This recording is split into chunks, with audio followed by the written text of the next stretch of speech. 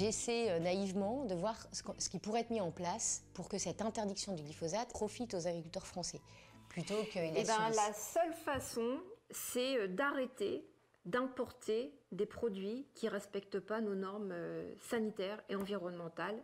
Parce que quand on importe du soja pour nourrir le bétail, donc déjà d'une, il va recevoir jusqu'à 4 fois la dose de glyphosate qu'on pourrait mettre en France. Parce qu'il est OGM et donc il a été créé pour avoir du glyphosate en cours de récolte, alors qu'en France... Tout à fait, c'est impossible. C'est un herbicide total, ça tue tout ce qu'il y a dans le champ. C'est pour ça qu'en France, on ne peut pas mettre effectivement de glyphosate sur la culture en place, puisque sinon, ça nous détruit notre culture. Alors que dans les pays où les OGM effectivement sont autorisés, ils peuvent mettre du glyphosate, mais jusqu'à, on a entendu jusqu'à 30 litres hectare.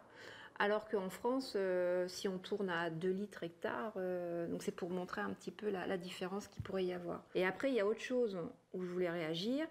C'est assez technique, mais ça s'appelle les LMR, c'est les limites maximales de résidus. Il se trouve que les imports qui viennent principalement du Brésil et du Canada, ces produits-là, ils ont des résidus très élevés, contrairement à une production française. Là, quand tu parles de produits, tu parles toujours de soja, de blé oui, dur, de lentilles. tout à fait. Ouais, je parle toujours de ces produits agricoles. Ils ont des résidus de produits phytosanitaires qui sont très élevés, dont le glyphosate, justement, puisqu'ils en mettent des quantités astronomiques. Et donc, pour permettre l'importation de ces produits soja, lentilles, blé dur, l'Europe a relevé les seuils. C'est pas relayé par les médias, ce genre d'informations. J'ai vérifié cette histoire de limite maximale de résidus sur le site officiel de la Commission européenne.